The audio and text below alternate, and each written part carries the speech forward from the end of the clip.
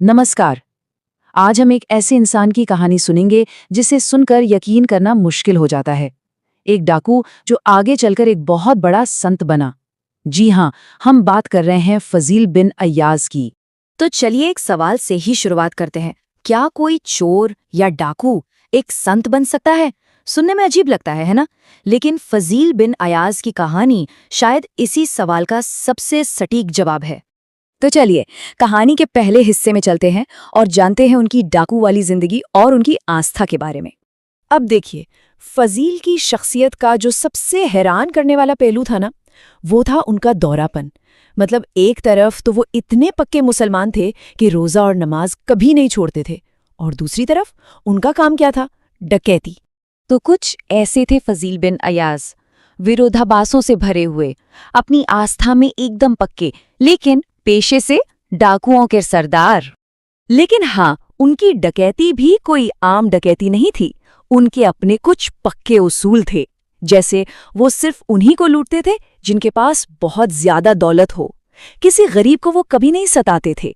और तो और लूटे हुए माल का बंटवारा भी एकदम ईमानदारी से होता था। और सबसे बड़ी बात, वो कभी किसी का भरोसा नहीं तोड़ते थे। इसका एक बड़ा ही दिलचस्प किस्सा है। एक बार क्या हुआ, एक काफिले का सरदार डाकुओं से डरकर अपनी सारी दौलत फजील को एक नेक इंसान समझकर सौंप गया। जब खतरा टल गया और वो सरदार वापस आया तो फजील ने चुपचाप उसे बता दिया कि उसका पैसा कहाँ रखा है। अब उनके साथी डाकू बड़े हैरान हुए। उन्होंने पूछा, अरे ये क्या किया? तो फजील का जवाब सुनिए। उन्होंने कहा, उसने मुझ पर भरोसा किया था, मैं उसका भरोसा कैसे तोड़ सकता हूं? तो ये थे फजील, एक उसूलों वाले डाकू। लेकिन फिर एक दिन कुछ ऐसा हुआ जिसने उनकी दुनिया ही पलट दी। चलिए कहानी के उस सबसे अहम मोड़ पर चलते हैं जहां कुरान की एक आयत ने सब कुछ बदल कर रख दिया। तो आखिर ऐसा क्या हुआ? ये उसूलों वाला डाकू एक इतना बड़ा संत कैसे बन गया? हुआ ये कि एक दिन वो कुरान पढ़ रहे थे और एक आयत पर उनकी नजर ठहर गई। उस आयत ने जैसे उनके दिल पर सीधा असर किया। आयत का मतलब था, क्या ईमान वालों के लिए वो वक्त नहीं आया कि उनके दिल खुदा की याद में नरम पड़ जाएं? बस यही सवाल, वो इस आयत को बार बार पढ़ते रहे और ये सवाल उनके अंदर गूंजता रहा। और बस वही एक पल था। उसी पल में उन्होंने फैसला कर लिया। डाका डालना छोड़ दिया, अपनी पूरी पुरानी जिंदगी को पीछे छोड़ दिया और सीधे मक्का चले गए। वहां जाकर वो एक सच्चे फकीर की तरह जिंदगी गुजारने लगे। अब फजील डाकू नहीं बल्कि एक संत थे, और उनकी समझदारी और ज्ञान के चर्चे दूर दूर तक होने लगे थे। और यहीं से कहानी का एक नया अध्याय शुरू होता है, जब उनकी मुलाकात हुई उस वक्त के खलीफा से। कई साल गुजर गए और एक दिन उस जमाने के सबसे ताकतवर बादशाह खलीफा हारून अल रशीद खुद फजील के पास उनकी सलाह लेने पहुंचे। फजील ने खलीफा को दुनिया से मुक्ति पाने के 4 सीधे साधे रास्ते बताए। उन्होंने कहा, पहला, अपनी इंद्रियों को अपने काबू में रखो। दूसरा, बड़ों पर मेहरबानी करो और छोटों के साथ अच्छा बर्ताव करो। तीसरा, हमेशा खुदा से डरो और ये याद रखो कि एक दिन उसके सामने जवाब देना है। और चौथा, खुद खाने से पहले ये देख लो कि कोई भूखा तो नहीं है। जब खलीफा ने उन्हें तोहफे में कुछ दौलत देनी चाही तो फजील ने उन्हें डांटते हुए कहा, क्या तुम मुझे जहन्नम में भेजना चाहते हो?